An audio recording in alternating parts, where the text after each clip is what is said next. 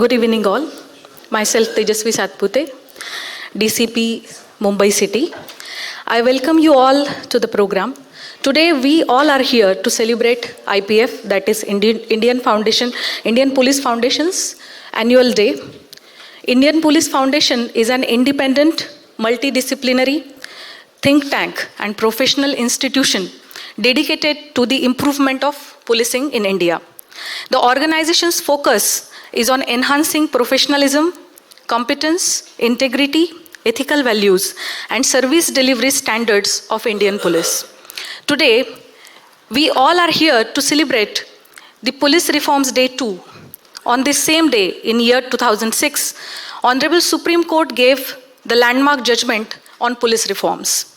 On this occasion of IPF Annual Day and Police Reforms Day, we all are here to honor respected Shri Ribeiro sir for his remarkable contributions to the Indian police. Now,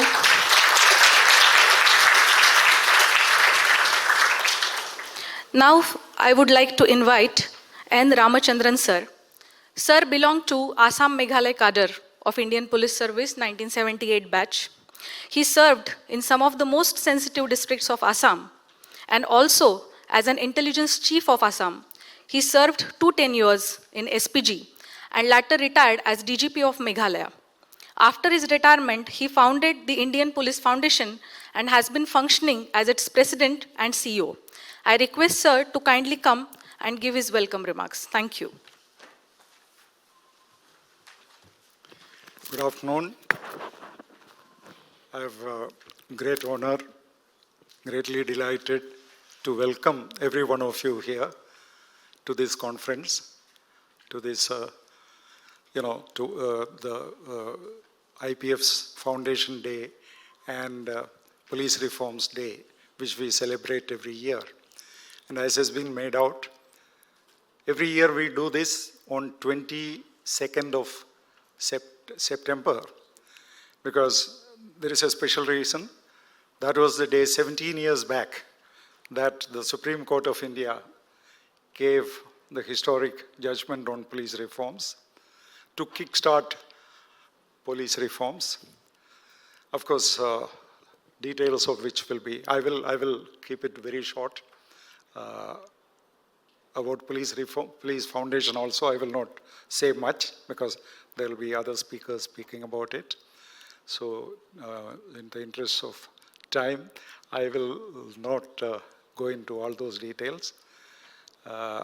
But I would like to say only this much, that Police Foundation is strictly non-partisan.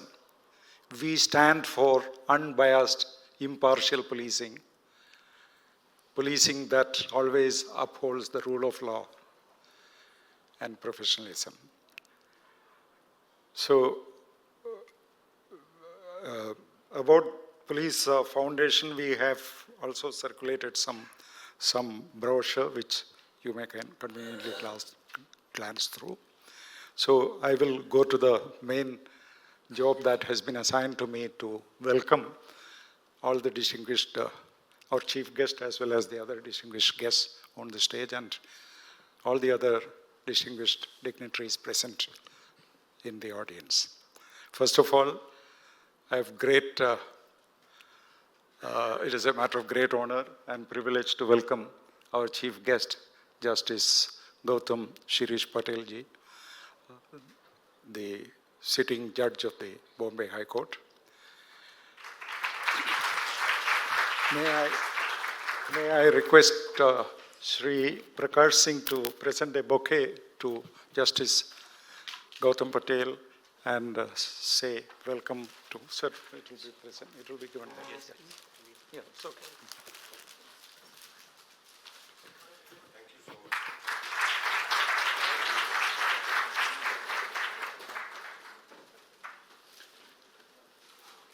We would also like to welcome Sri Prakash Singh himself, who is known to all of you, the legendary police officer of the country.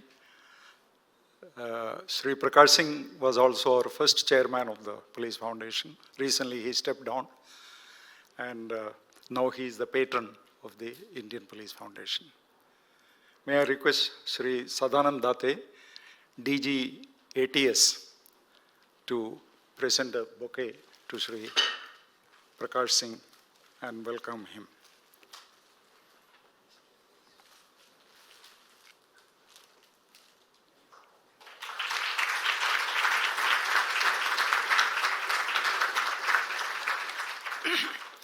We are honored to have Shri Mahendralal Kumawat, our present chairman. He is also another distinguished police officer of the country. He has served in several very important positions. Like he headed the Greyhounds of Andhra Pradesh. He was DG BSF. He was also Secretary Internal Security in the Ministry of Home Affairs. So Mr. Kumawat is our present chairman. I would request Shri Shirish Jain, Joint Commissioner, to kindly present a bouquet.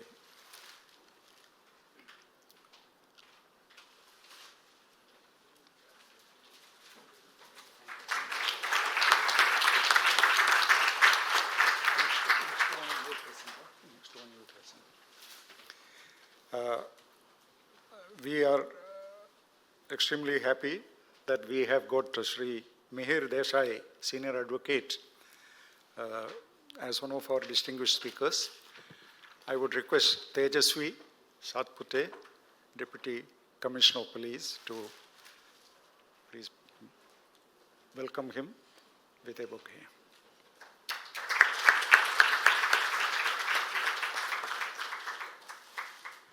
So as has been mentioned right in the beginning, one of the most significant things that we are going to do today is to honor Sri Ribeiro.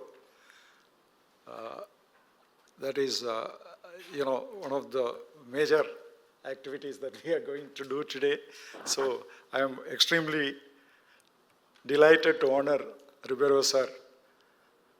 It is a matter of great prestige for the Police Foundation. He has been one of the founding members of the Police Foundation. Mr. Ribeiro has been one of the founding members of the Police Foundation. So we would like to extend a very warm welcome to Sri Ribeiro here. And may I request the Commissioner of Police, Mumbai, Sri Vivek Fansalkar, to present a bouquet to Sri Ribeiro.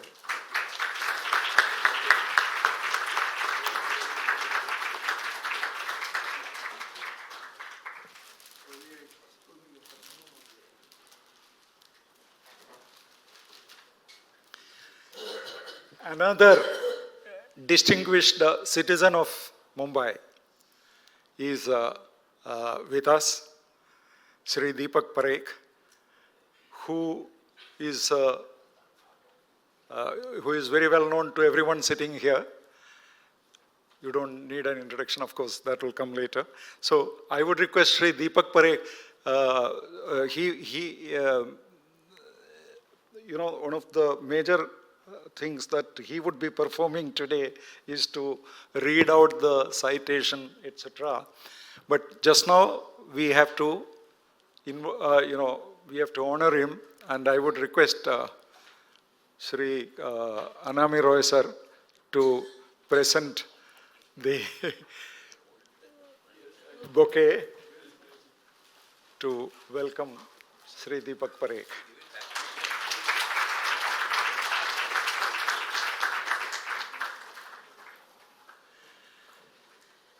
We have several distinguished guests here.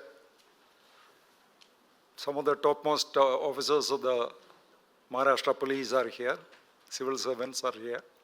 Officers from other important officers from other departments.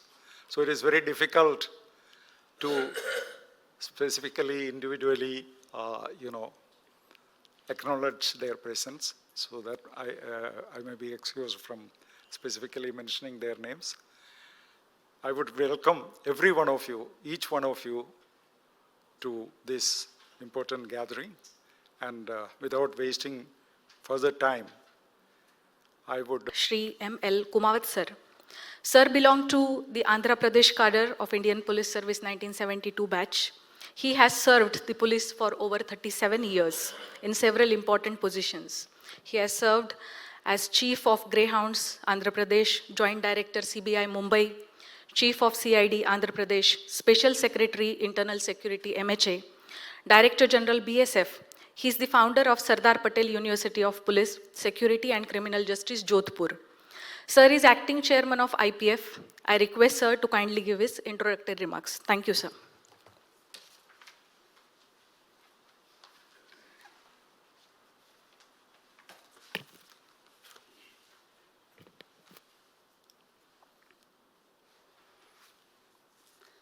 Mr. Ramchandran, President, Indian Police Foundation, Chief Guest of the function, Honorable Justice Gautam Sirish Patel, Judge of the Bombay High Court, respected Julio Francis Rivero, Patron of Indian Police Foundation, respected Shri Prakash Singh, Shri Satish Sahani, former Police Commissioner Mumbai, Shri Deepak Parekh, former Chairman HDFC, Shri Mihir Desai, Senior Advocate, Shri Vipul Mudgal, Director Common Cause, my dear friend Anami Roy, former Commissioner of Police Mumbai,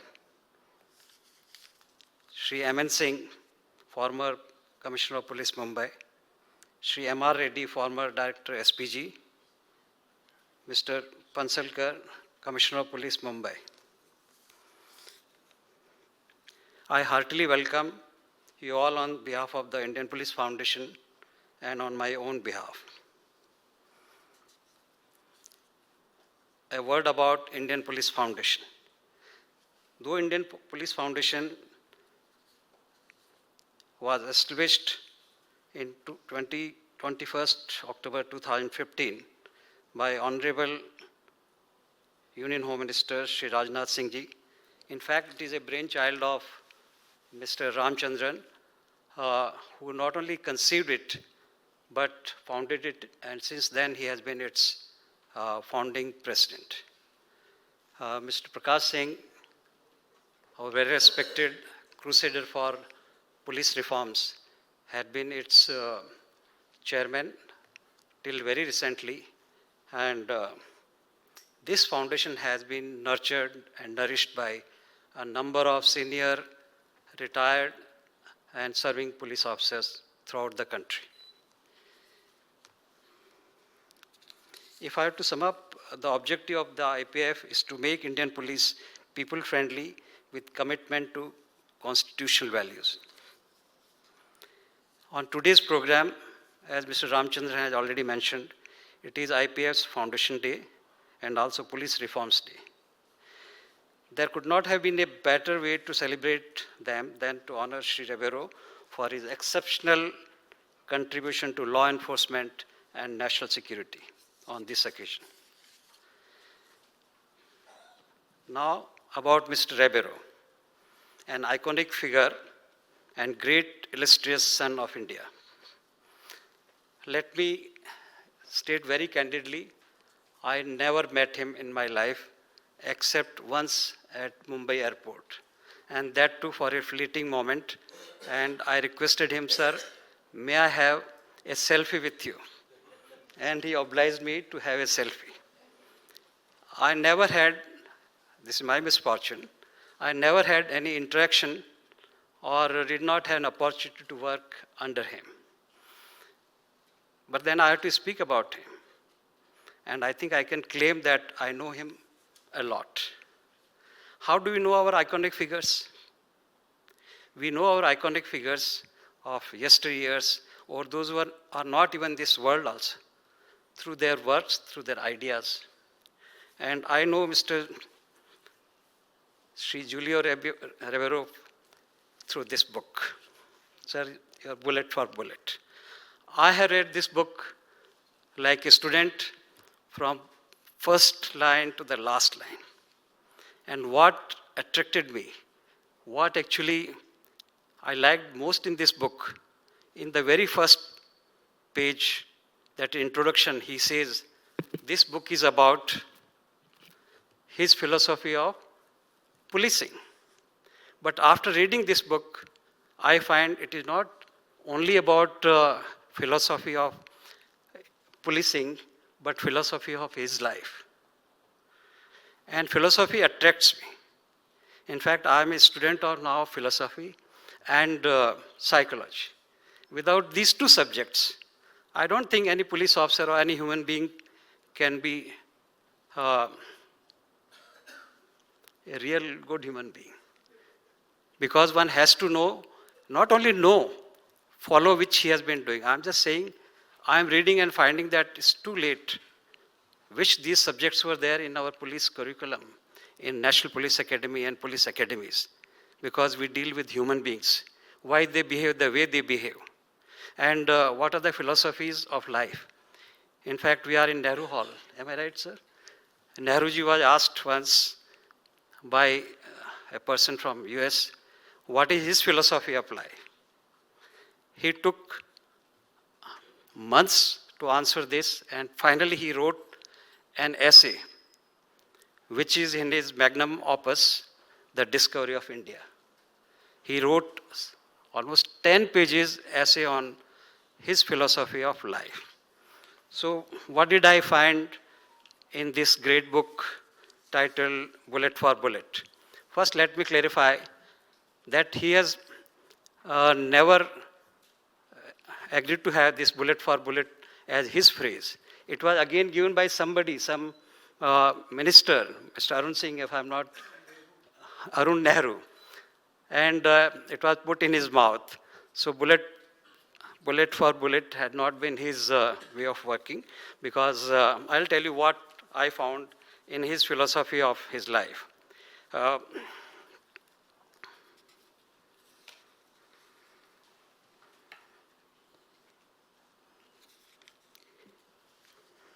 I think there are 5 points, though I can mention many, but due to paucity of time, I'll just mention 5 that which are like running threads in his book. First one is about justice, which is the most noble and essential value that I could see in his narrative in the book.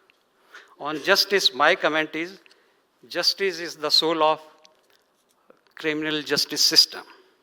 If there is no justice, you take out justice from criminal justice system and it becomes a criminal system.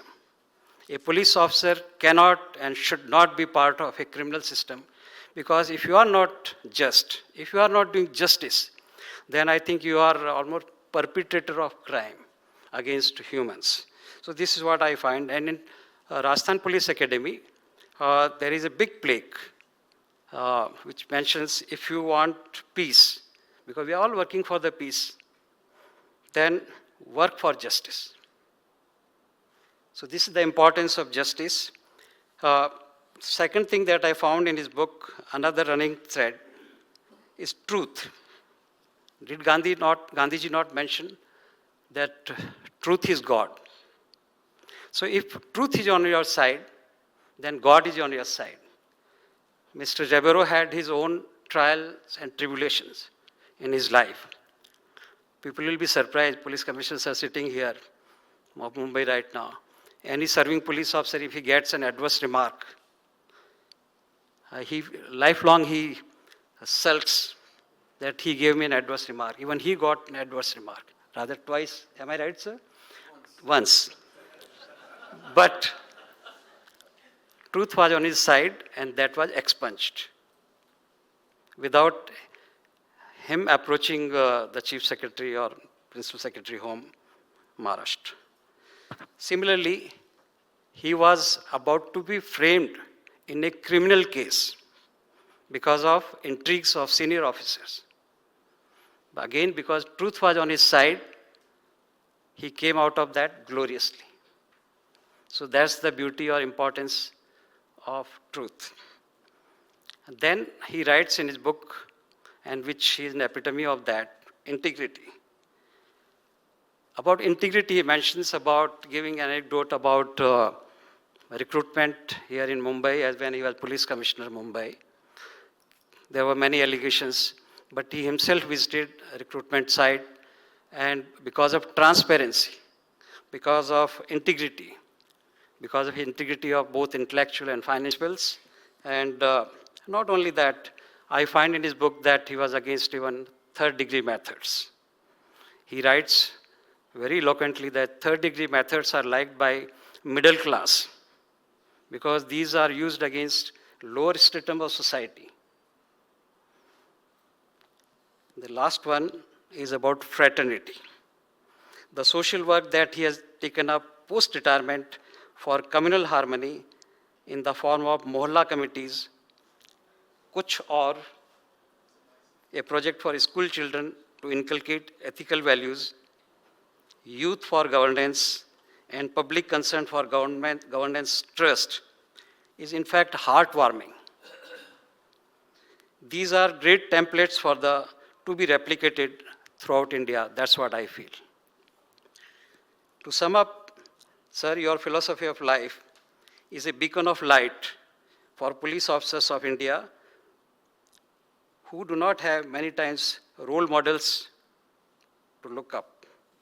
Even for retired officers, I meet quite often. I have retired 15 years back. Many people say we don't have work, we don't know what to do.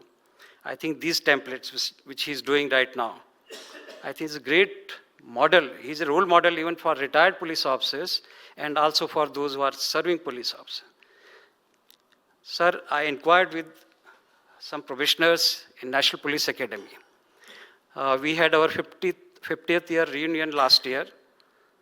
Anami did not come because of he's quite busy. But there I asked, what books you have been reading? Sir, your book is read by people, probationers. And even before coming into this hall, I was sitting in the last row, along with constables. मैंने उनसे पूछा कि रेबेरो साहब के बारे में आपके क्या विचार हैं? वो जो पीछे बैठे नाम शायद सुरेंद्र है या जो उन्होंने बताया मुझे, he is our role model, he is our ideal, and in fact finally said he is our God. This is what actually the reputation of Mr. Ribeiro is. In fact, he writes in his book that whether this book will be useful, whether somebody will be inspired or whether somebody will change attitude. In fact, this was the topic of our seminar last year in NPA. And my group asked me to speak on behalf of the group, entire batch. I had read his book. I said attitudes can change if there is a role model, if there is somebody who can inspire. So here is an iconic figure, a national hero, even my ideal, whom we are going to honor this evening.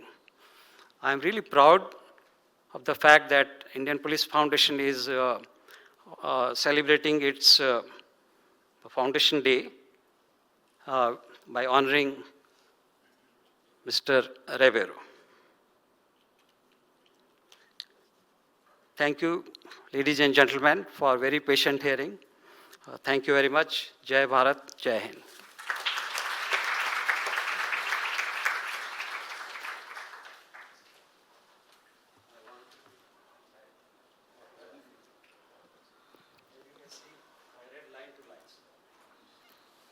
Thank you, sir. Now we would be listening to the eminent speakers present on the dais. Firstly, I invite Dr. Vipul Budgal, sir. Sir is the director, Common Cause, a New Delhi-based civil society watchdog, which promotes democracy, the rule of law, the good governance, through legal interventions, advocacy, research, and policy engagement. He also heads Inclusive Media for a Change, a clearinghouse for ideas and information on India's marginalized sections. So please share your thoughts with us.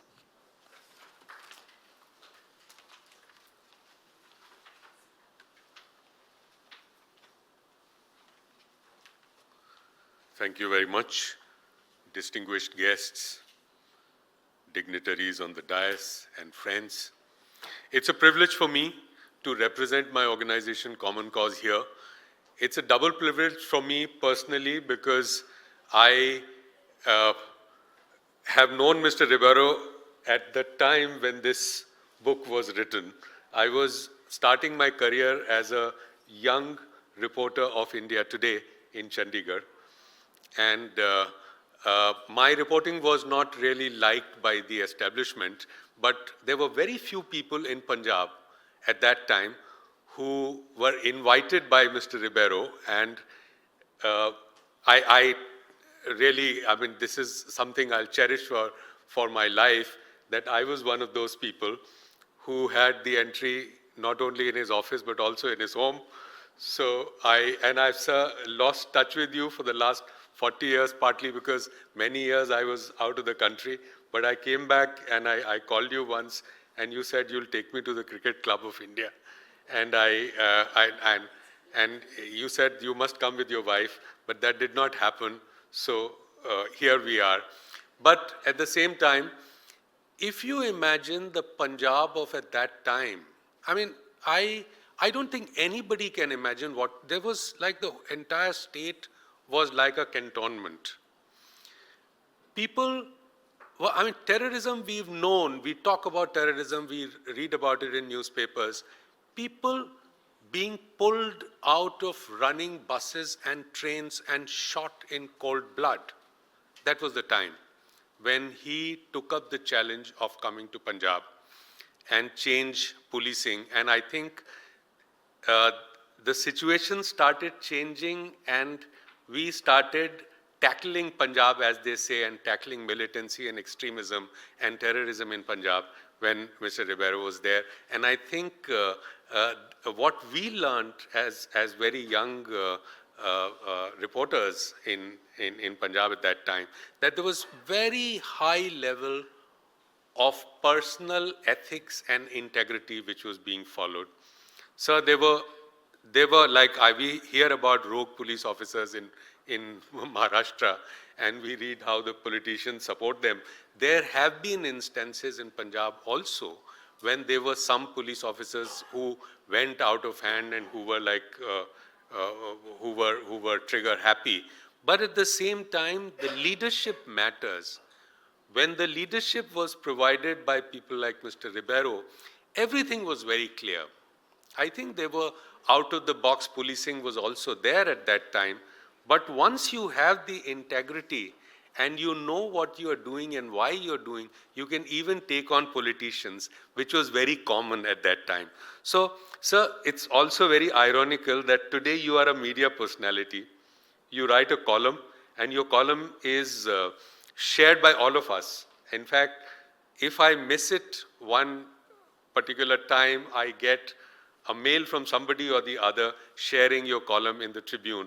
And you write beautifully. So you are a media personality today, and I work for a civil society organization. My organization, sir, Common Cause, has been a partner of Indian Police Foundation for a long time. Mr. Prakash Singh is on our board.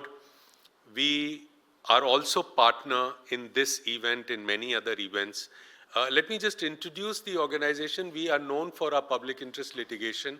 Some of the better known cases that have been filed in Indian courts, like 2G, we were the petitioners. Coal, we were the petitioners. Lokpal, we not only were the petitioners, we literally kind of made sure that it became law. But unfortunately, we have a lame duck Lokpal today. But at the same time, as they say कि बंगाली में कहते हैं कि मामा नहीं है तो उससे काना मामा हो तो ठीक है. So we have a lame duck Lokpal, but we do have a Lokpal because of the litigation of Common Cause. We have also challenged the electoral bonds, the constitutionality of electoral bonds, the patient's right to die with dignity, the issue of police accountability, the issue of the police officers facing the consequences. Every time there is a death in custody, every time there is a fake encounter, somebody should face the consequences. I'm not saying that, we understand that the politicians are to blame to a large extent. The political interference and the way the politicians are going around saying, thok do, maar do, this and that, all that matters to the police. But at the same time, the torture that takes place inside the police station is not on the orders of a politician, like the way these father and son were killed in Tuticorin in Tamil Nadu. And what was the crime? They had opened their shop, kept their shop open beyond the lockdown hours. And I mean, if the charge was really indeed proved against them, they would have gone to jail for 1 month or probably 3 weeks. And for that, you kill them. Now, you can't say that this is because of the political system, this is because of politicians. There is something rotten out there. And I'm very happy that since we work with the government, we are not like irresponsibly just attacking you, but we do work with the government. Every report that we bring out, we have the privilege of taking it to Niti Aayog. Fortunately, they listen to us. And we also are partners in what is called the India Justice Report, which is about the entire criminal justice system, particularly about the judiciary, about prisons, about legal aid, and about the police. So we work on these things, and I'm very glad that the Indian Police Foundation is taking all of this together, and they have as their members, in the same tradition that I talked about, Mr. Ribeiro was particularly interested in listening to people whose reports were anti-establishment. And in the same way, I think the Indian Police Foundation, it's a tradition that Indian Police Foundation has multiple voices. It has been partnering with academic institutions, with Tata Institute of Social Sciences, with many other institutions. It is also partnering with organizations like ours. I would say one more thing in the end, that we constantly talk about, India becoming a developed country. We are very proud, and rightly so, that India, and we are sure India is going to become a developed country, but India cannot become a developed country on the back of a worn-out criminal justice system. We need a modern, citizen-centric policing in this country. And that is a stumbling block for development in the country. One of the biggest hurdles in the way of India becoming a developed country, according to me, is a worn-out and an archaic policing system and a criminal justice system. So let us see if we are going in that direction. After all, if we are moving, even if we are moving slowly in that direction, we would say, okay, we are marching towards becoming a developed country.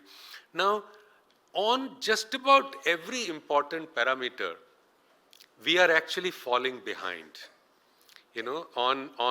On corruption index, we were 81 out of like 140 or probably more countries, and today we are 85. So, and this was 2018, we were 81, and now we are 85. So there are so many other things. I mean, you see the number of under trials in Indian prisons, and this is NCRB figure. About 3-4 years ago, it was 79%. Now it is 69%. Now it is 77%. So actually, we are moving in the opposite direction in many of these things, and there is one particular index of international. I think it's the Pew Research Institute brings it out. It is about. Yeah, it's a global index, and in that in religious strife and in conflicts arising out of kind of religious causes, inter-religious strife, etc., we top the world. We get 9.4 out of 10 marks, So actually, we are not moving in that direction, and we must realize that. I mean, chest thumping, saying big things is one thing. But let me finish on an optimistic note by saying that in spite of all this, having said all this, there are a lot more organizations and people working on police reforms today than there ever was. There are organizations all over the country. In fact, about 10, 15 years ago, there were about 7, 8, 9 organizations. Now you have at least 50, 60 organizations in all states, academic institutions, organizations like Daksh in Bangalore, which works on access to justice, organizations like CHRI in Delhi, which works, Commonwealth Human Rights Initiative, which works on human rights. There are organizations like HAK, TIS and Prayas in Mumbai. There are organizations like Common Cause. There is SJM in Ahmedabad, which works on legal aid. So a lot more watchdogs are coming up. And I think if we bring together all the energy of these watchdogs, probably we will arrest the decline and start moving in the right direction. Thank you.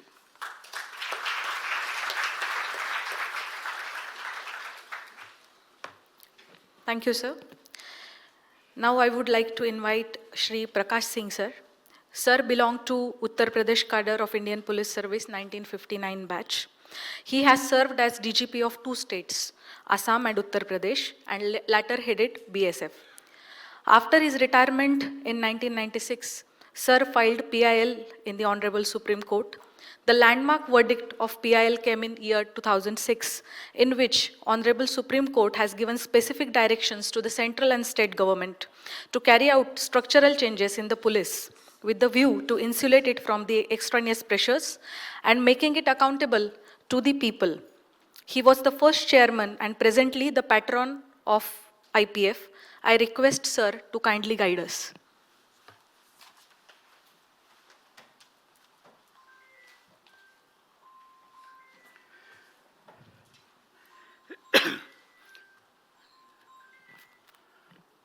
Justice Gautam Patel, Mr. Ribeiro, with whom I had the privilege of working during the worst days of terrorism in Punjab. He was defending the state, I was defending the borders at that time. Mr. Deepak Parekh, my colleagues from the service, Mr. Kumawat, Mr. Ramachandran, Mr. Meher Desai, Mr. Vipul Madkal, officers of Mumbai Police, distinguished citizens from ladies and gentlemen of Mumbai, young lawyers, friends from the media. Well, it's my privilege to be addressing you on the Police Reforms Day, when apart from talking on the police, we shall also be honoring Mr. Ribeiro. Now, the struggle for police reforms, it has been a long haul. It took 10 years for us to get a judgment from the Supreme Court. It has taken another 17 years struggling for the implementation of those directions, 27 years in all so far. And the end is not in sight. The baton, as I keep on saying, will be handed over to the next generation and maybe to the succeeding generation. It's not going to be easy. People ask me, why do the politicians oppose police reforms? My simple answer is, would you expect a zamindar to vote for zamindari abolition? Certainly not. He has got used to directing, controlling, and exercising dominant control over the police, and it's some kind of an intoxication. And once you get used to some kind of intoxicant, it's difficult to give that up. So that is the problem we are having in this country. A lot of people talk with a feeling of despondency that where have these 27 years of efforts taken us to? Would refer to the Supreme Court's directions and talk about police reforms every time there is a scandal or something seriously wrong with the law and order front. So it has entered public consciousness. A friend of mine who was a minister in Madhya Pradesh government, undivided Andhra I'm talking of, he mentioned to me that the Supreme Court directed reforms were discussed in several election speeches also. And the speaker would harangue the audience. देखिए वो प्रकाश सिंह के case में जो judgement हुआ इन्होंने ruling party ने नहीं implement किया, हमको वोट दीजिए, हम उसको इम्प्लीमेंट करेंगे. That kind of thing. Vijay Rama Rao, who was a minister in Andhra Pradesh, this is what he told me. He was my batchmate, of course.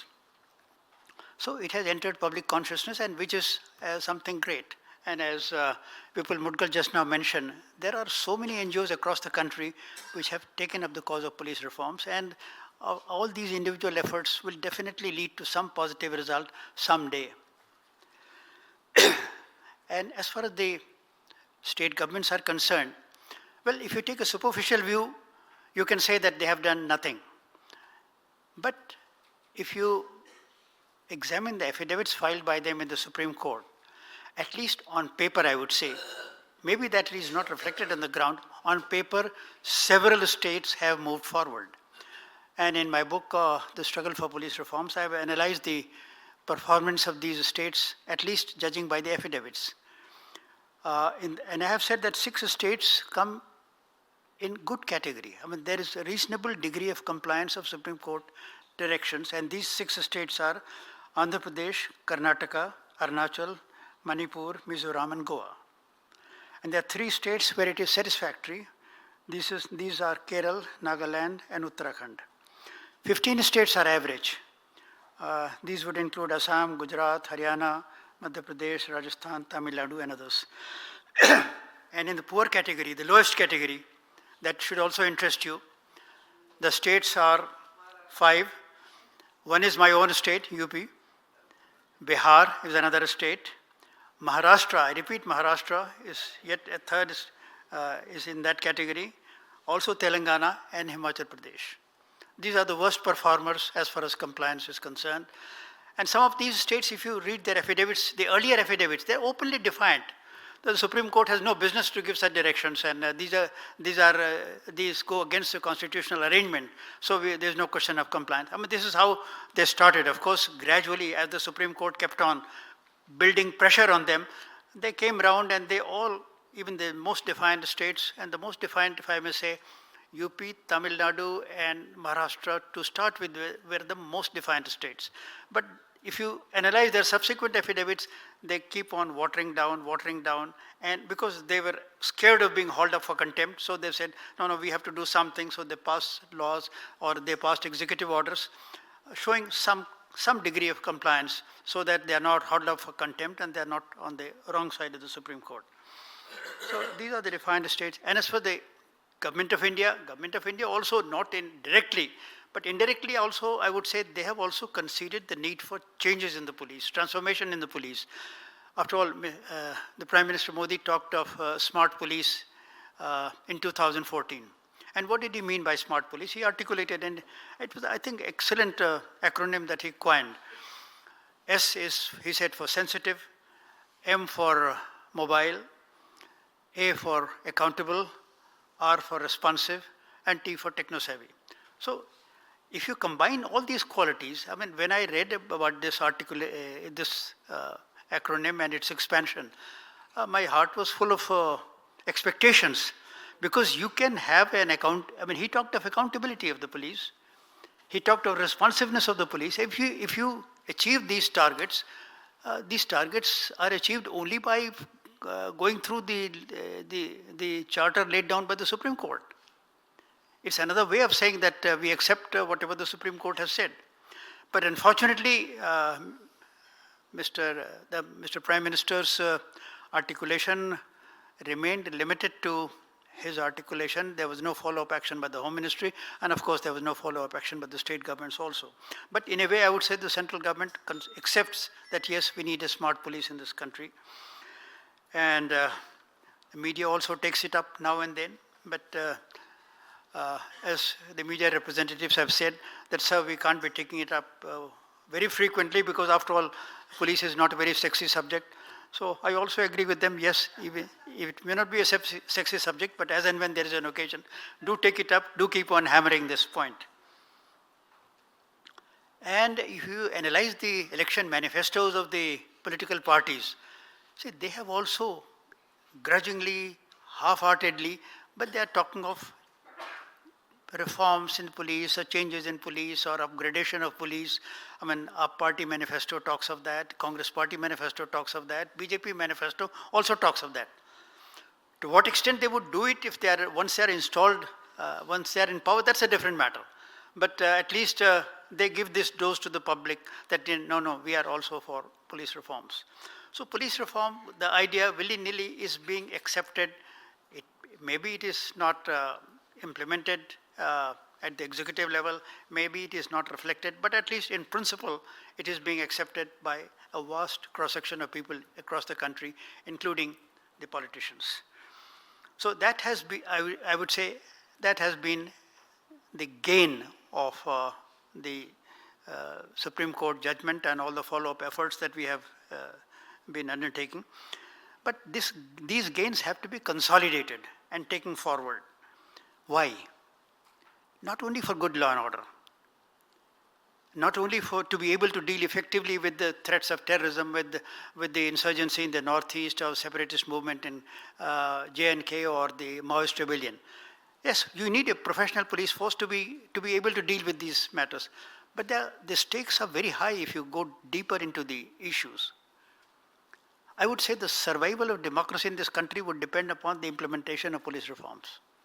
It may appear to you a very sweeping statement, but today, only a few days back, I think just about a fortnight back, the ADR issued their latest assessment of officers with, members of parliament with the criminal background. And they said 40% members of parliament have criminal background today. And out of this 40%, 25% have serious criminal charges, including murder, including crime against women, and so on. Now, if this percentage keeps on increasing, which it is, I can give you the figures. In 2014, it was 24%. 2009, it went to 30%. 2014, it went to 34%. And 2019, 43%. The figure is constantly going up. And when you have such people in the parliament, what do you expect from them? Tell me. Except crocodile tears for all the good things that they talk about. The survival of democracy in this country is at stake because police cannot deal with these elements in the manner they would like to. Many of them we would like to see behind bars instead of their august presence in the parliament and the assemblies. And you see all kinds of people. Only a few days back, you had the government defending the president of the Wrestling Federation, in spite of all the charges against him. So democracy, that is one. Then the economic progress. We are very proud of our economic progress, and we are very proud of whatever we are able to achieve. My contention is that this progress would be probably double that if we have good law and order in the country. My theory has been that if we did not have corruption and if we had a professional police force, probably we would have already reached the status of a superpower by now. In spite of all these constraints, in spite of all these criminals sitting there, we are still able to achieve a certain level of progress and we are moving in the right direction. My point is this pace could have been very much faster. So police reforms are essential for good law and order, for the enforcement of human rights, for effectively dealing with the problems of internal security, whether it's insurgency or terrorism, for the survival of democracy, for good economic progress. Police reforms are absolutely essential, and we must have them. And when I talk of police reforms, I mean not only the Supreme Court mandated reforms, but a whole lot of other things which could not be included in the petition. Like filling up the vacancies, better communications, better transport, more forensic laboratories, greater introduction of technology in police. A whole lot of other things are wanted. The point is, what kind of society are we trying to build? What kind of society we want to live in? A society where, I look forward to a society where police is people-friendly. Police is accountable. People uphold their human rights. People uphold the values enshrined in the Constitution.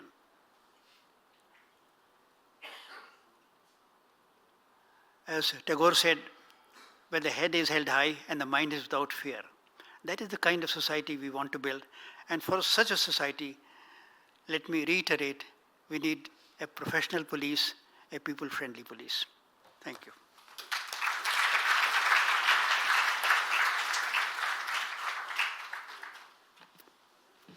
Thank you, sir. Now I would like to invite Shri Mihir Desai, sir. Sir is senior advocate in Bombay High Court, practicing since last more than 30 years on various human rights issues, including child rights, women's rights, environmental law, prison reforms, police reforms, and accountability. I request sir to share his thoughts.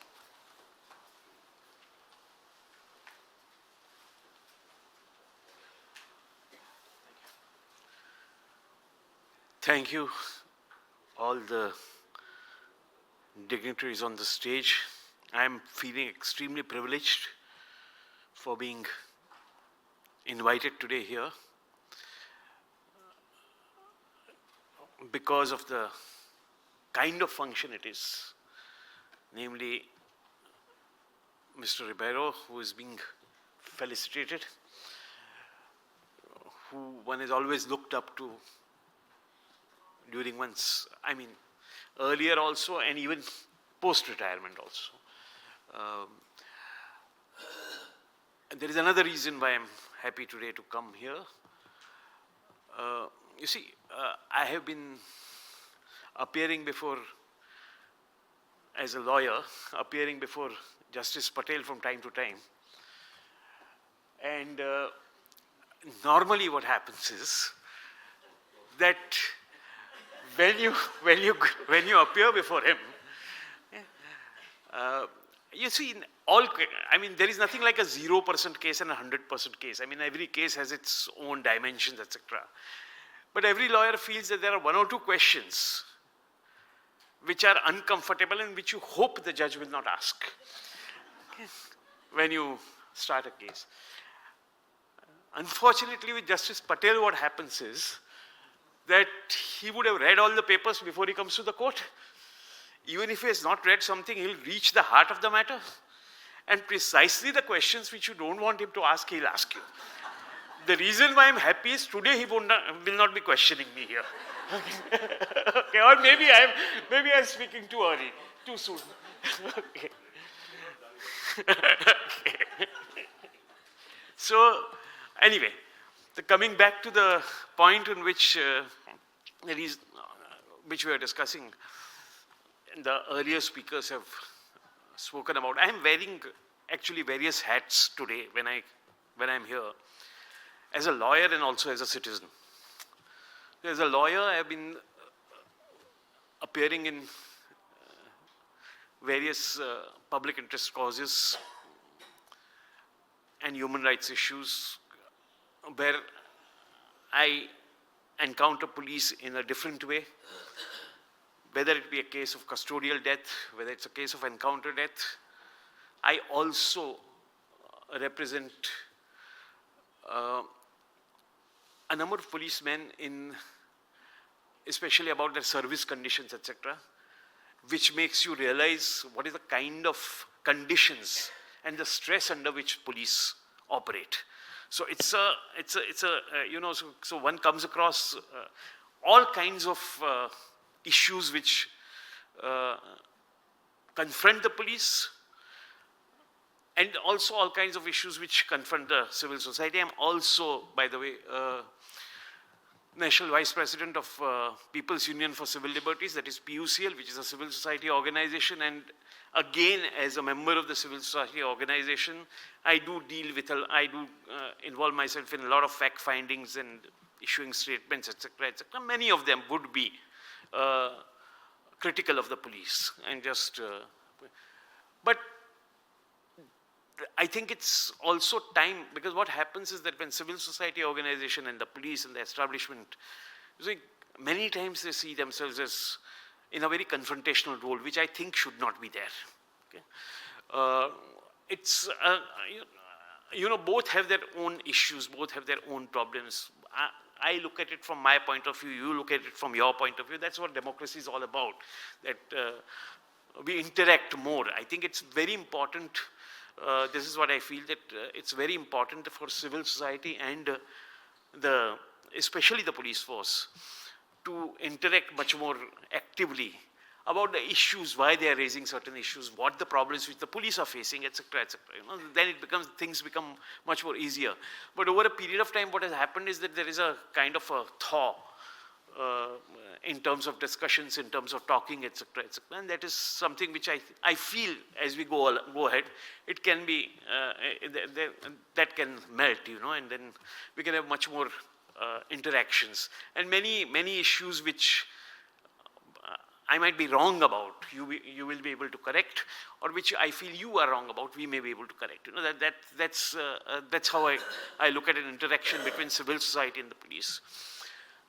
Other thing about police reforms, taking over from what Mr. Prakash Singh said about the public interest litigation, which finally led in 2006, after 10 years, to the very, very important judgment, okay, about police reforms.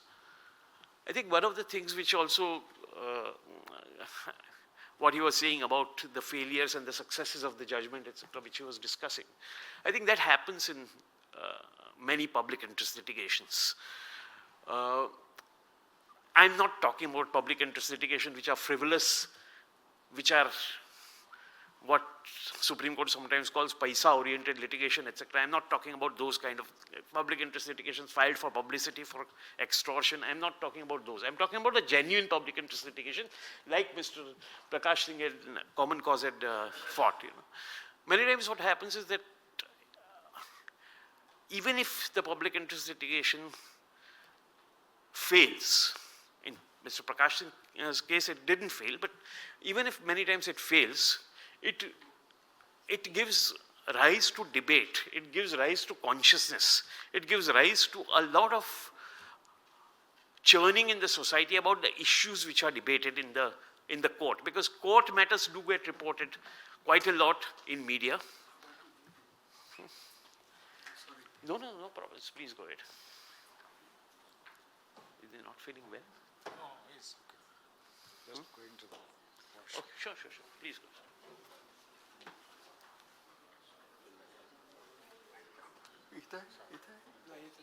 Sorry for that. No problems. You continue. Please go ahead. Coming back. Yes, please go ahead. So, as I was saying, that a number of public interest litigations, see, what matters is not so much the final judgment which comes out, because final judgment, I've been appearing in various prison reform matters, etc., etc., where you have a final judgment, but more than final judgment, it's the process of the litigation, where the court pushes the government, or court pushes the establishment to do A, B, C, D. Okay? It may not turn out to be a great judgment at the end of the day, but the give and take between the court and the establishment, court and the civil society, which then leads to changes. And I think when we are analyzing public interest litigation, when we are analyzing these kind of litigations, what's most important is not so much the judgments, but the entire process, which actually concretely brings about changes in the society. And that's something which is, and in that sense, Prakash Singh's judgment has been very important, because while it may not have resulted in some 100% change in the situation, it has brought in as he himself mentioned, a debate, in a churning in the society. The issue of police reforms has become a very central issue. May not be sexy issue, as you said, but it's still an issue which people discuss about. Because there are three issues as far as I see in police accountability, or police reforms. One is, of course, the question of separation of police from any external pressure, allowing them to function without any external pressure. That's one thing which is very, very important, and I think which is, I mean, I don't have answers to all this as to what can be done, etc., and what is the best way of doing it. But that's one thing. That is separation of the police from any external influences, allowing them to act the way they want to, allowing them to act in an autonomous, independent way. That's one thing. Second thing is, of course, the whole, and there comes the whole issue of, this police establishment boards, fixed tenures, etc., etc. All that comes within that you have some kind of insulation from any kind of outside interference. That's one aspect of police reforms. The second aspect, of course, is the question of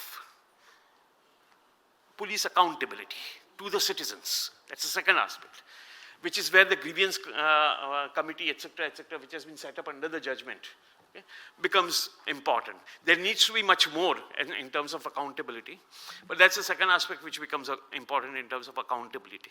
And the third aspect, I think, which is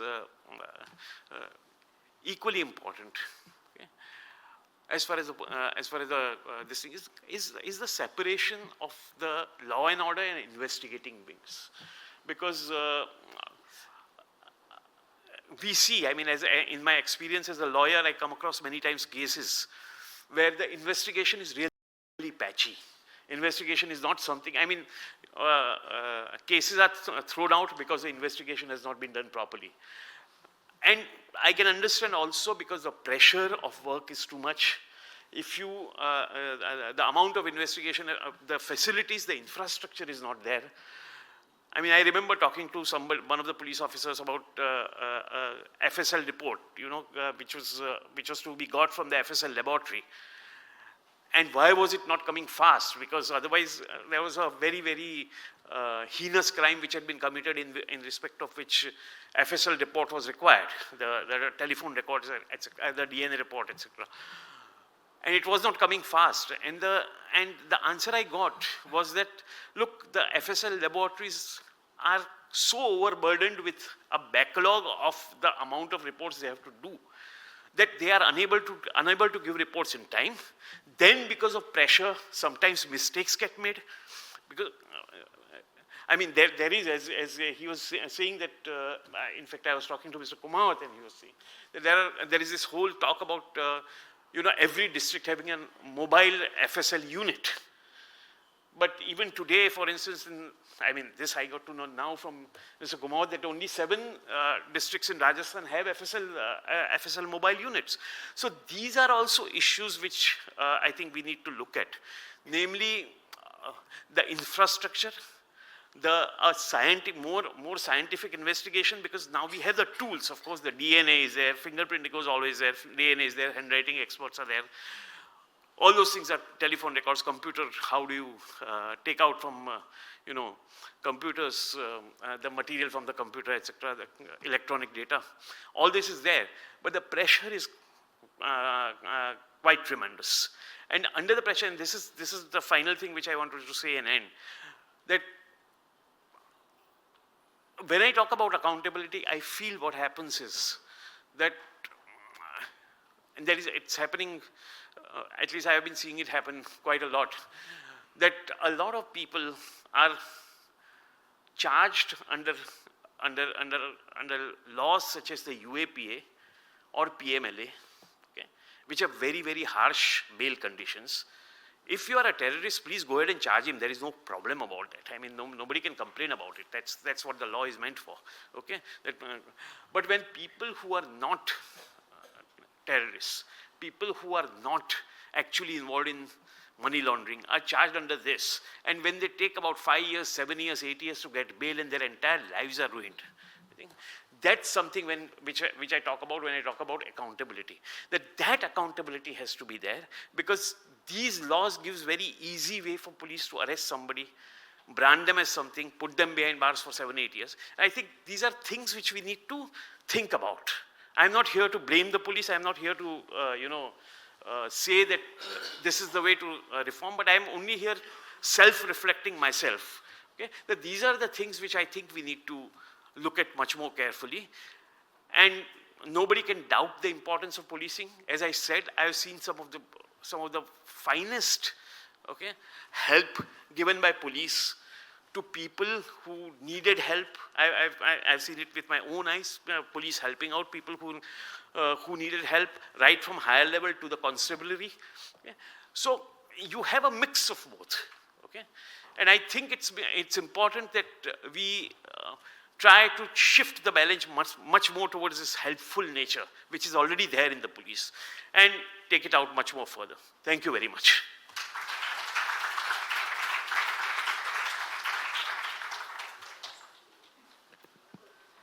Thank you, sir.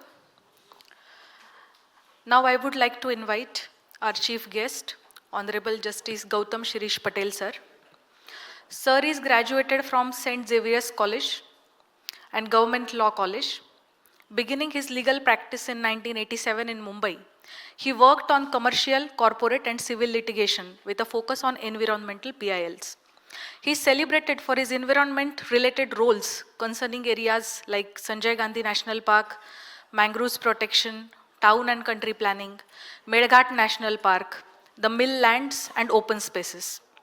Honorable Justice Patel, sir, has also served as the Honorary Secretary to Bombay Bar Association, taught part-time at Government Law College, wrote a weekly column in Mumbai Mirror, contributed to various publications, and has served as a trustee for public charitable trusts in education, environment, and hearing impaired sectors. All please note, sir's speech would be followed by question-answer session. I request volunteers to keep the hand mics ready. I request sir to kindly guide us.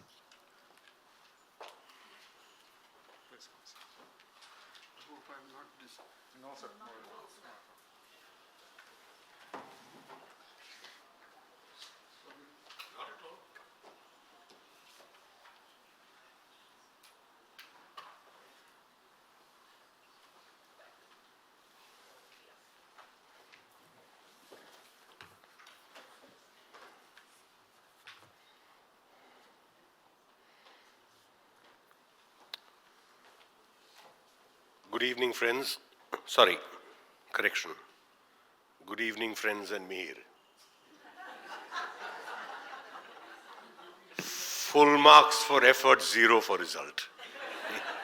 If he's got a listing before me on Monday, we'll see what's to be done. I'm sorry to be late. Today there was a misunderstanding. I thought we were starting a little later. Thank you for inviting me. I must confess that I have absolutely no idea what I am doing here. But this is increasingly an issue. More and more I find myself gleefully accepting invitations that have nothing at all to do with my work as a judge in the High Court. I am also known for, I think Mihir will bear me out, for unpredictably going off script. And there's no reason why this evening should be any different. So before I begin, let me divert to something I have long wanted to do but never found an opportunity. I know we're going to do it again formally a little later, but this is from me personally. And that is to pay tribute to one individual here with us today. You know him well, we all do. He is a public figure known for speaking plainly, unwavering in his commitment to his oath long after he demitted office, known for his fidelity to the rule of law, transparency and accountability in governance, his moral rectitude. At a time when we seem increasingly to celebrate and vaunt persons who have lost entirely their moral compass, he stands apart, not nagging us for our failures, but constantly reminding us what we should be, what we must always strive to be, what it really means to be a part of not just a civil society, but a civilized society. His entire working life has been dedicated to essential concepts, the most primary of which is, I believe, justice. To him, we all owe an unrepayable debt that goes beyond gratitude. To him today we say, yes, we cannot repay you personally, but we will endeavor to pay it forward. Ladies and gentlemen, please rise now to join me in applauding a living legend, a beacon of hope, a man whose life inspires those beyond his calling, Mr. Ribeiro. Can't thank you enough. Thank you very much. And now to the business at hand. I promise not to keep you very long, and I also promise that I will not quote from this or that judgment. I can't think of anything more insufferably dull. But needs must, because we are here on an anniversary of a momentous event in our jurisprudence. And I have to therefore reference, if even only as a starting point, the 2006 Supreme Court decision on police reforms in Prakash Singh's case. The Supreme Court took up recommendations of the National Police Commission and then made a series of directions. These were, it said, necessary to strengthen and preserve the rule of law. There's just one passage, very early in the judgment in paragraph 12, that I believe I do need to quote this evening. The commitment, devotion, and accountability of the police has to be only to the rule of law.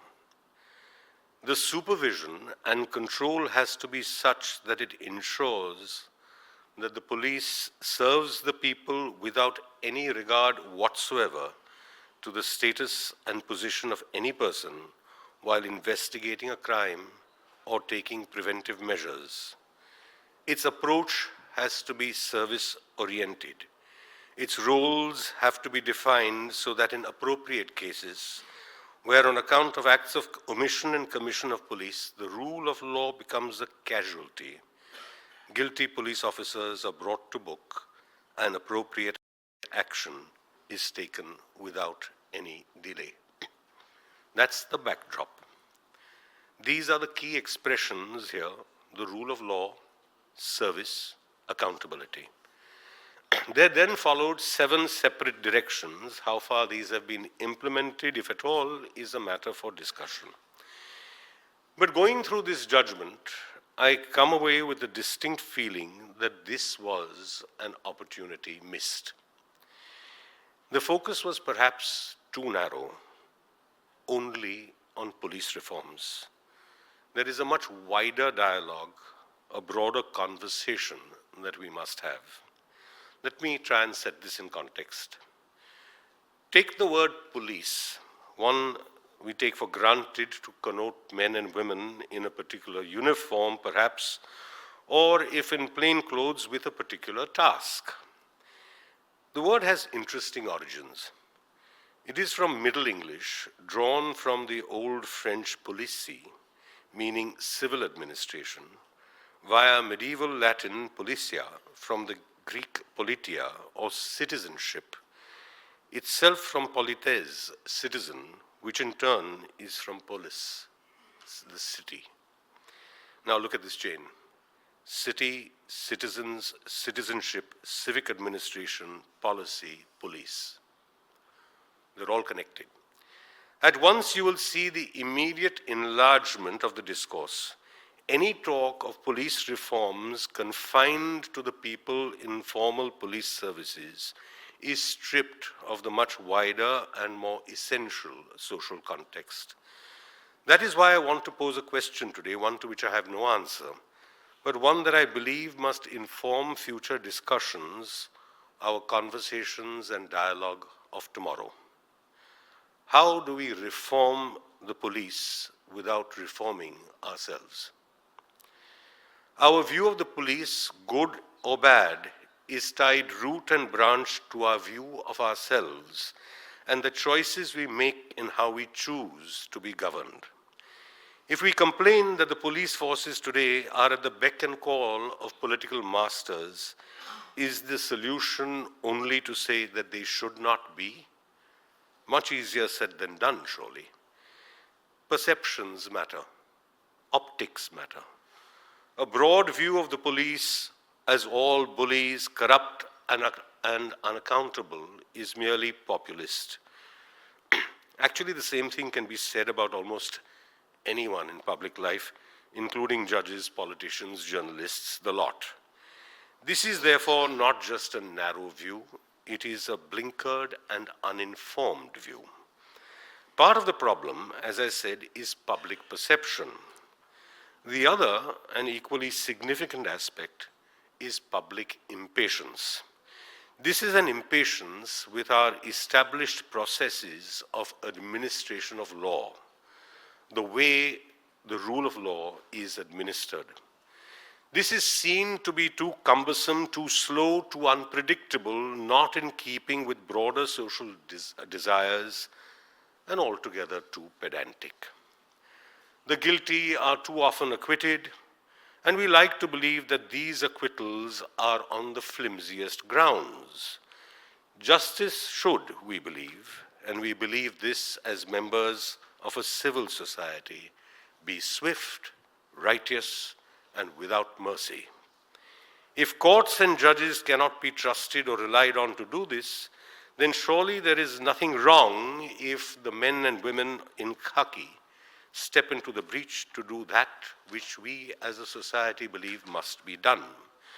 And therefore, when a rape accused is killed in an encounter while allegedly trying to flee from an entire squadron of police, we think this is not just perfectly all right, it is to be celebrated. Justice has been served. Has it?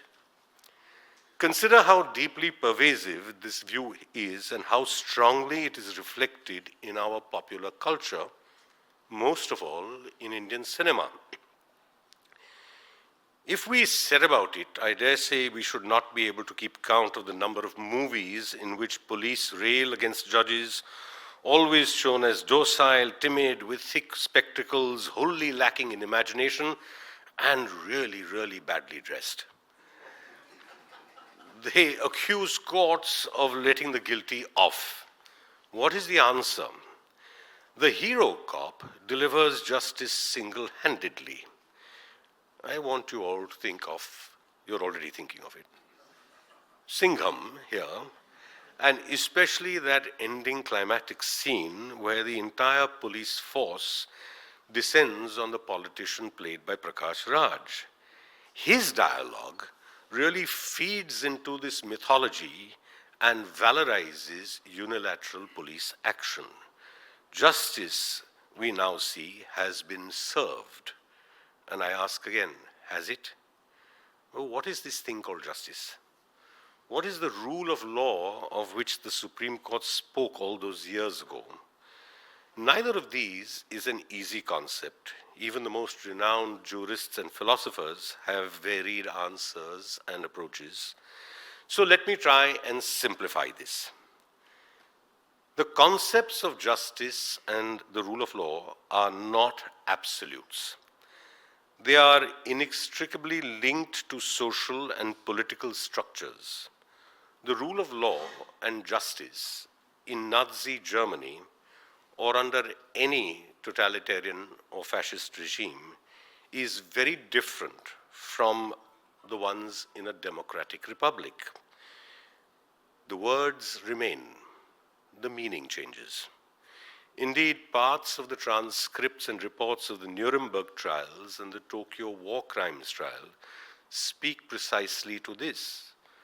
For many argued that their actions, those for which they were sought to be prosecuted, were perfectly legal and legitimate according to the laws of their respective countries at that time. So let us think about these two words, democracy and republic. A perfect democracy, as I'm sure you will all agree, is nothing. It is a single person. The moment you add more people, it is no longer representative because then it is a brute force majority. It is now a mob. Now imagine this scene, again from the movies, this time from any popular Western that you like. A thief or a cattle raider is caught, the mob gathers. It wants to hang him right there and then. justice will be served, right? After all, the people have spoken. This is democracy, isn't it? In rides the lawman, the sheriff, the marshal, whoever. He may or may not have a uniform, but he most certainly has a badge, as indeed what policeman does not. No, he says to the mob, you cannot hang this person. He is under arrest. He will be taken to a courthouse to be tried according to law. This is what happens in a republic, a society under the rule of law. Now turn this on its head. Imagine that the mob is not common folk. Imagine instead that it's a mob of lawmen. And they decide, because they are officers of the law, to dispense justice there and then, to not bother with law courts, and to hang the thief on the spot. That is the breakdown of the rule of law. And now consider the imagery from our movies and theaters and see how dangerous that message is. Why this impatience? It has to do with processes. More precisely, the processes by which we determine guilt or innocence. By definition, these processes are slow. They have to be, because they hold as a cardinal principle that the liberty of the individual is not to be lightly confiscated. For this reason, we have matters of evidence and processes of proof and the concept of reasonable doubt. But here is something. Judges and courts always take the facts as they find them. They work after the event. In crime solving, so do police, though to be sure, there is a more forward-looking dimension to police work in crime prevention. What is it that we are doing when we are looking at a crime, something that has already happened? Are we in quest of the truth? What is this thing we call the search for justice? Are the two, the search for justice and the quest for truth, the same? Can we ever find or know the truth? And if we do, are we assured of justice? There is a vastly entertaining series of books, 5 of them now, I believe, by Abir Mukherjee. And in the course of these books, there are some wonderful lines, and this was one of my favorites. A character says to the captain, remember always that the truth no more entails justice than high office entails wisdom. That's entirely true. This may seem counterintuitive and to some even shocking, but here it is. Matters of proof and evidence are not in aid of establishing this ineffable thing called truth, at least not in an absolute sense. They are rather a determination of the highest degree of probability or likelihood. What, given all circumstances and the nature of humankind, is most likely to have happened or not happened. Evidence on its own does not prove guilt or innocence. Evidence is an assemblage of facts about events, dates, and persons, put together in the hands of one narrator. All the evidence on one side tells one story. The test is to see if that story is likely, credible, probable, or if it is displaced by some other narrative. Neither is the truth. How else can you explain how it comes to be that on the same set of facts, on the same record, one court finds a person guilty and in an appeal, another court finds the same person innocent? Trust me on this, for I am referring to nothing but the Evidence Act itself, a masterpiece of legislation from 1872. Evidence, it tells us, means and includes all statements which a court permits or requires to be made before it by witnesses, in relation to matters of fact under inquiry. There is oral evidence, and then there is documentary evidence. But one of the most interesting and most frequently overlooked provisions of the Evidence Act are the three definitions of proved, disproved, and not proved. This is what the Act says. A fact is said to be proved when, after considering the matters before it, the court either believes it to exist or considers its existence so probable that a prudent man ought, under the circumstances of the particular case, to act upon the supposition that it exists.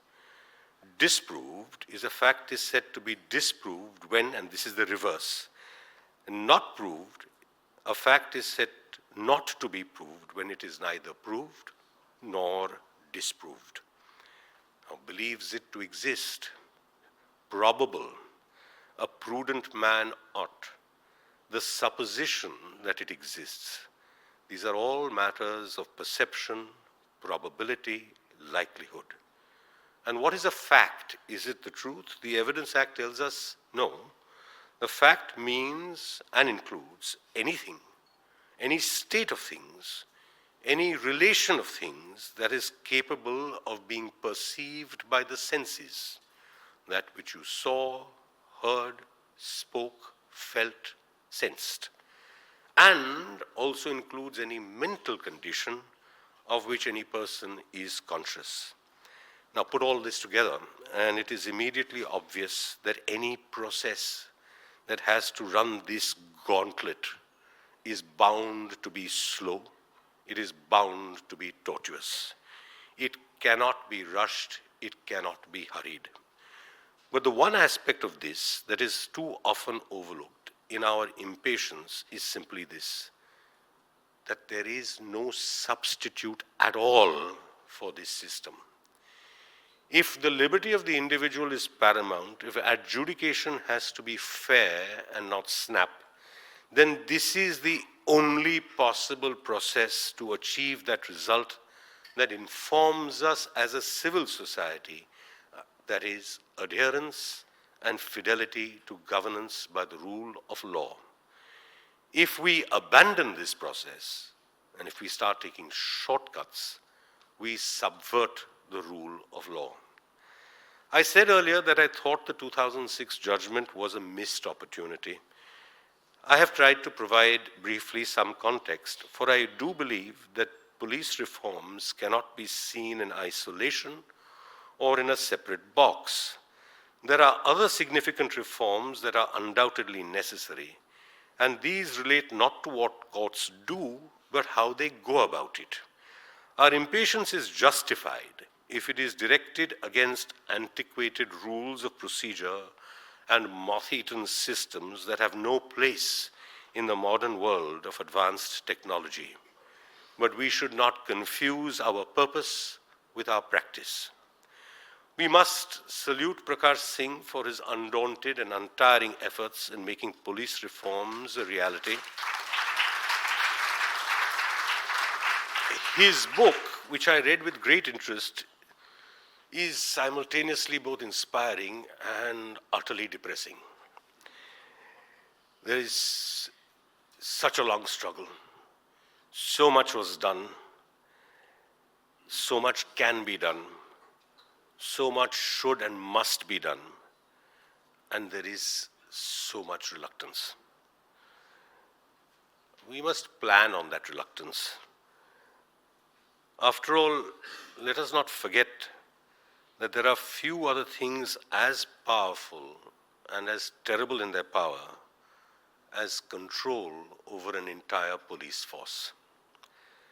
That power is not going to be relinquished lightly nor ceded easily. And that is the real struggle, a sort of independent struggle of its own, striving for an impartial and an independent police force, accountable and answerable only to the rule of law. Thank you very much for your time.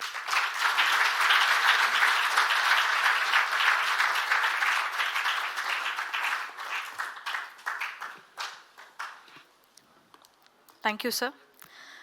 As we are running out of time, with sir's permission, so, now I request Shri Deepak Parekh sir to come to this podium. Sir, I'll introduce you, sir. Thank you.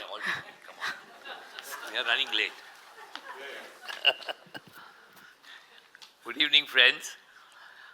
Today I have been entrusted with the honor of reading a citation for our beloved Julio Ribeiro. As a preamble to this, I would like to share my own thoughts about this giant of a man who stride India with bravery, determination, and an absence of prejudice. My wife Smita and I have been fortunate to have seen and known both Melba and Julio for so many decades. As we ruminate over his undaunted career, two things come to my mind. His incredible ability to fight injustice and serve the law, as well as his fearless foray against militants. It is indeed a remarkable moment for me to be able to stand in front of such an indomitable yet personable warrior of India. Anna, Nina, and Carl are proud witnesses to the larger-than-life Julio Ribeiro. Now let me read the citation, which is on behalf of the Indian Police Foundation, All India Police Fraternity, and all the citizens of our country. Citation for Shri Julio Francis Ribeiro. Shri Julio Francis Ribeiro has been one of the most illustrious officers of the Indian Police Service.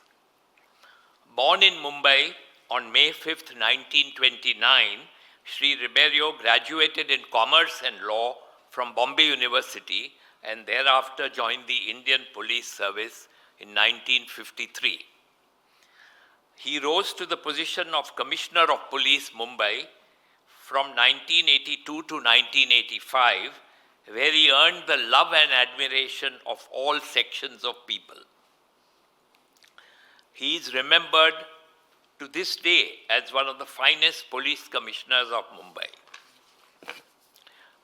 Shri Ribeiro later served as the Director General of Central Reserve Police Force and was subsequently tasked with leading the Gujarat Police in 1985 during a period of communal tension.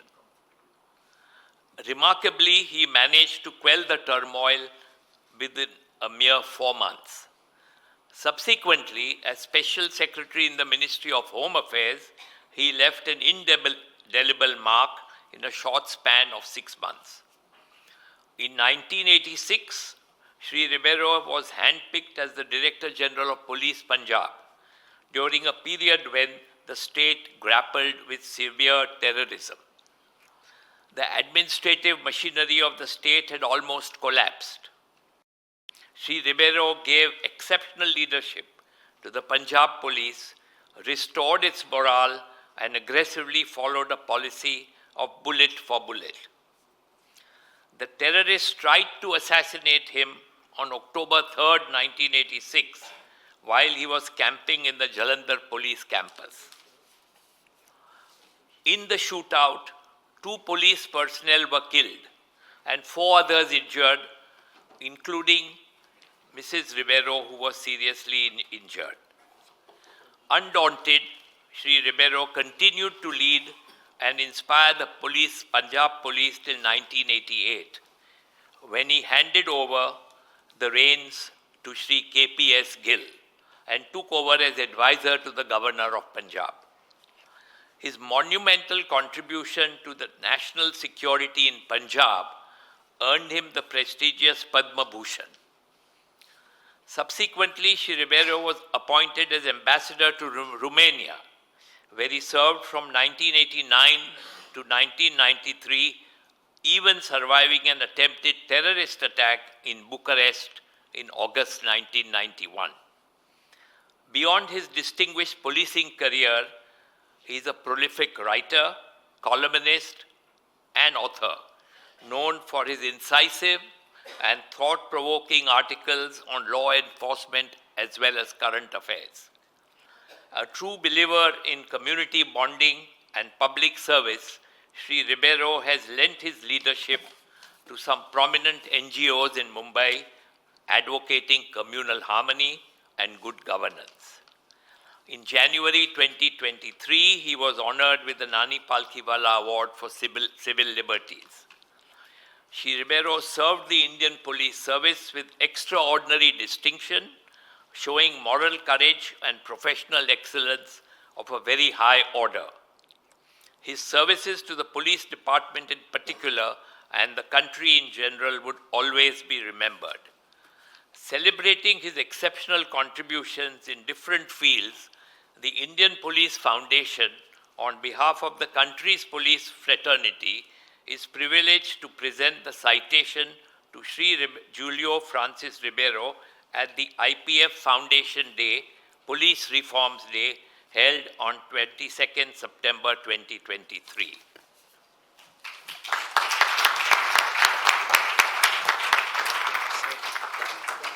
Yeah.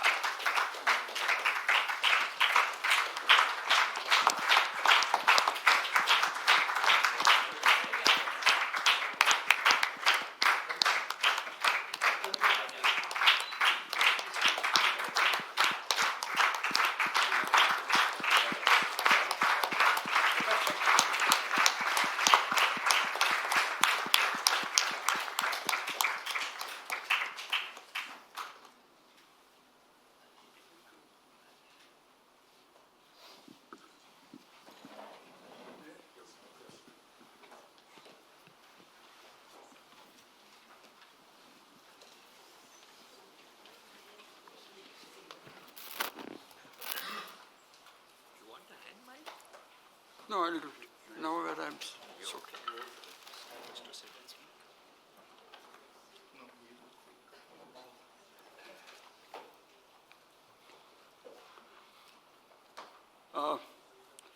Justice Gautam Patel, Deepak Parekh, my friend. Gautam is also my friend, so I don't think that and the biggest friend of mine, Prakash Singh, many years, naturally, we are all colleagues. And he served in Punjab at the time that I was there.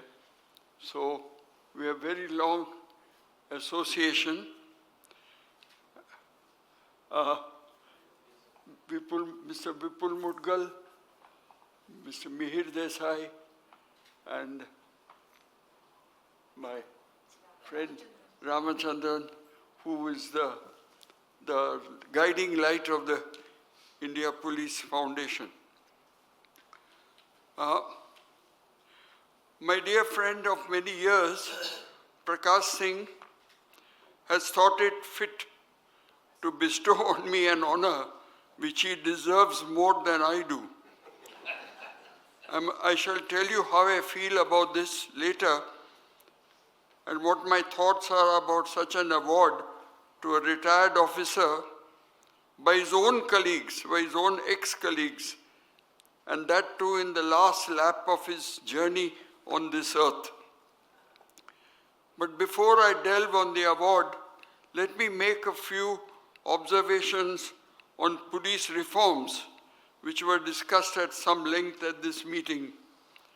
Prakash has been battling valiantly for 2 decades to ensure that the directions of the National Police Commission on the subject, as endorsed by the Supreme Court in its judgment of 22nd September 2006, are implemented by the Government of India and the different state governments, not only in letter but also in spirit. I must say that though many governments have passed laws that they say conform to the Supreme Court's ruling, most of these governments have found ways to circumvent the Supreme Court's real intent. This has been done mainly by choosing persons of their choice or under their influence to man the committees that are set up under the rules. You know, here in Maharashtra, we have a police complaints authority.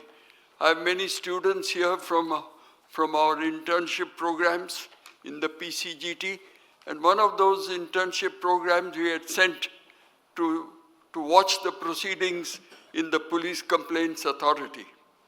What they found was very, very shocking, that the police complaints authority hardly ever functioned. In fact, the judge, retired judge who was appointed as the chairman of the commission, never really came to the office. And it was run by the others who were taking up cases which were not supposed to be looked at by the police complaints authority. So, the selection on members of such committees is of vital importance, but no attention is paid to this aspect of governance. Such appointments become a source of patronage, which is the worst remedy that one could think. The main purpose of police reforms is to depoliticize the police. Members of the committee appointed under the ruling should be apolitical citizens of unquestioned integrity. They can be retired officers, but they should be of unquestioned integrity. There is no chance of any government appointing such individuals who, if appointed, would make the difference that the people want. And what do the people want? They want a police that serves them, that is keen to maintain order on the streets impartially and bring criminals, whoever they may be, to account. That is possible if the police leaders selected for cutting-edge jobs are honest, just, and impartial. If such men are chosen to lead the force at the highest levels, and further such men or women are given operational independence, I don't say that the police should be unaccountable. They cannot. In no country in the world would that be allowed. But operational independence means that they should manage their own affairs and not look up to politicians to decide who should be appointed at police stations and who should be arrested and who should not be arrested, which is what is happening today. If the party in power appoints a corrupt officer as a commissioner of a big city, commissioner of police, in expectation of the officer sharing the spoils with the minister in charge of the police, then you have a recipe for unmitigated disaster. I think you know what I'm referring to. After observing the political shenanigans from within the police and now outside it, I'm convinced that all governments in our country will only pay lip service.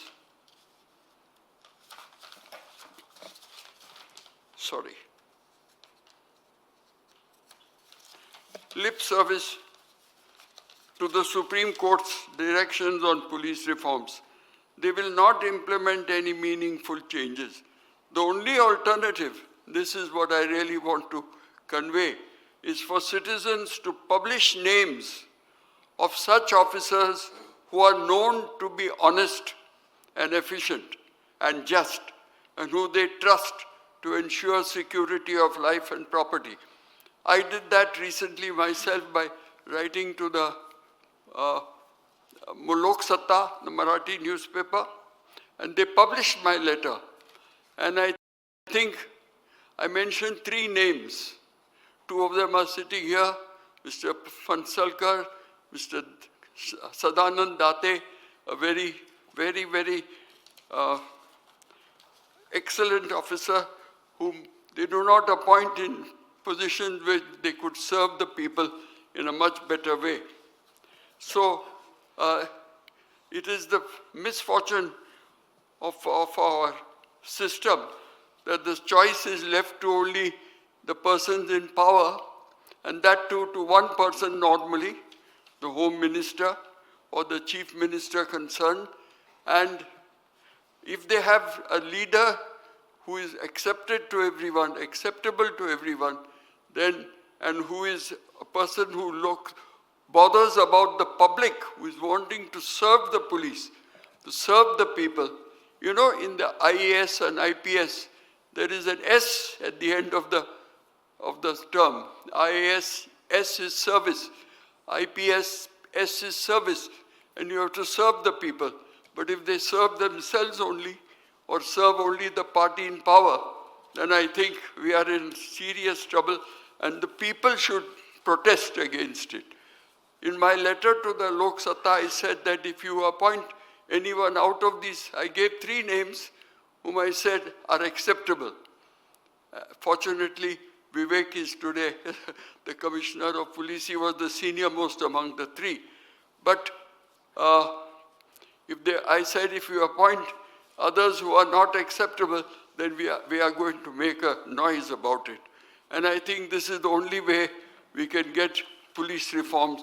Because what does police reforms mean? If you want police to be honest, to be bothered about your cases, that you come, that attentive to the people, then you have to have a good leader who will ensure that this is done. All the other problems that Prakash mentioned about different aspects of policing will all be looked after by a good officer. But if they appoint people who are only bothered about helping each other, I think that we are in trouble. And that is why police reforms is very important. If it doesn't take place, we should see that they are implemented. Thank you. 1 minute. I forgot about the award to me. I think now it is too late for me to get awards, and I never expected some award like this. But I immediately accepted this one because it was by my own ex-colleagues, and that is why I accepted it.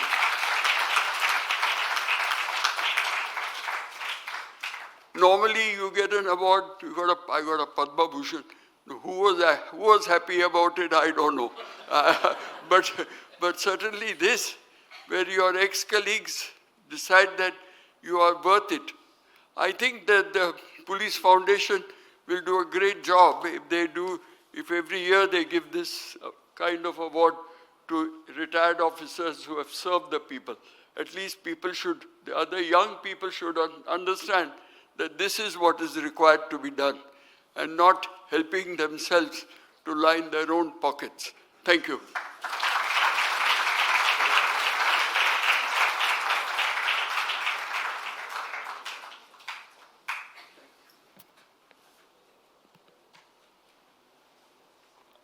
Thank you, sir. Now I request Shri Satish Sahani sir to please come on the dais and give his concluding remarks. Thank you, sir.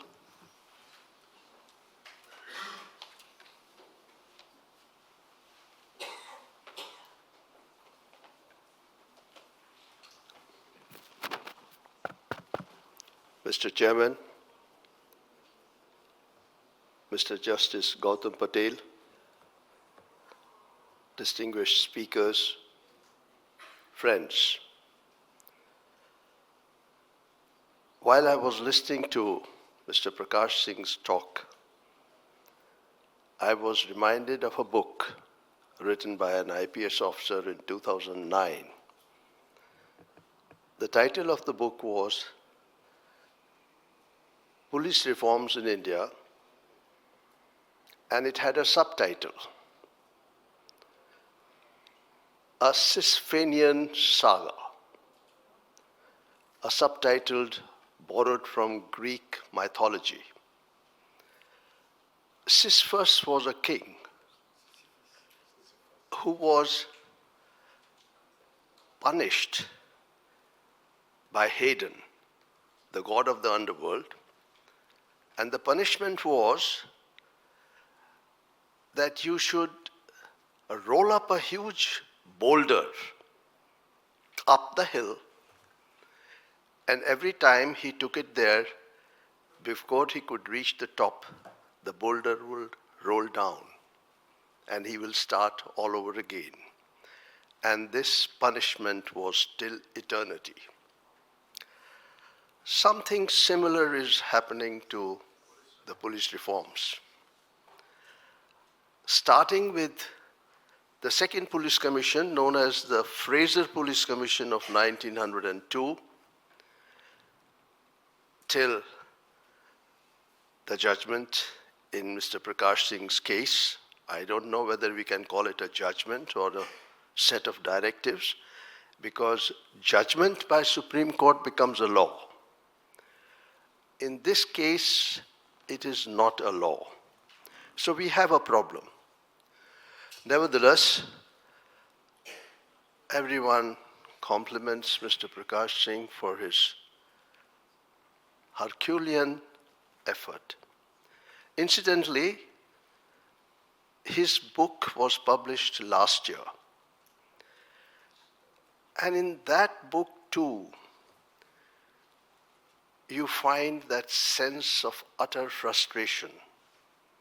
At one stage, Justice Singhvi, hearing the case in a different context, gets so frustrated and exasperated that he says, we might as well wind this up and close the chapter. There was pin-drop silence when Mr. Prakash Singh got up and delivered an impassioned oration. So the struggle continues. He said 27 years. I do not know how much longer it will take. But the crux of the reform, there are volumes and volumes, but the crux of the reform is freedom from political control in operational matters. This is something which no political executive is ever going to give up. If you recall, the second Administrative Reforms Commission, they have sealed the matter and they have categorically said, no, police cannot be made independent of political control. If ever this freedom comes, it will be brought about by police themselves. The day they develop a strength of character saying, no, this cannot be done. And this emphatic no will come from each and every policeman with a unity of purpose. Then and then alone, this stranglehold will go. How many policemen will you transfer? One comes, other goes, he says, no, sorry sir, this is law, I can't do it. Well, you may call it utopian, but then one must hope. Hope keeps you alive. Friends, I'm here to thank on behalf of Indian Police Foundation. That's an anomaly. I have nothing to do with this foundation. In fact, for a long time, I did not even know it exists. This courtesy has been extended to me by Mr. Ramchandran because I happen to work at Nehru Center. I presume that is the case. Otherwise, the vice chairman is sitting right there. He should be doing this job. May I, Mr. Chairman, Mr. Prakash Singh, Mr. Ramchandran, congratulate you first on the celebration of Police Reforms Day. May this day come again and again till you succeed in your mission. I must thank Maharashtra Police, Commissioner of Police, entire Mumbai Police for their wonderful cooperation. I must thank Mr. Justice Patel for hitting the target so well and with such candid humor. Thank you, sir. And I must thank this wonderful audience. During the day, I was very skeptical because it was raining and raining quite a bit, whether we will be able to get the audience, but here you are, almost full house. Thank you so much for all of you. We have exceeded our time by 20 minutes, but I suppose it is well worth it. Thank you all. Thank you, sir, for being here.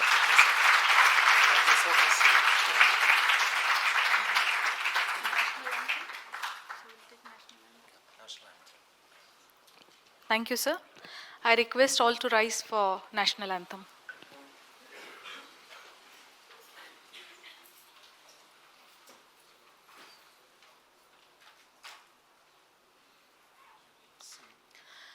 जनगण मन अधिनायक जय हे भारत भाग्य विधाता पंजाब सिंधु गुजरात मराठा द्राविड उत्कल बंग विंध्य हिमाचल यमुना गंगा उच्छल जलधि तरंग तव शुभ नामे जागे तव शुभ आशीष मांगे गाहे तव जय गाथा जन गण मंगलदायक जय हे भारत भाग्य विधाता जय हे जय हे जय हे जय जय जय जय हे भारत माता की थँक्यू सो मच. सर्वांचे धन्यवाद. कार्यक्रम संपला असं जाहीर करते. सर्वांनी कृपया चहासाठी जॉईन करावे. थँक्यू.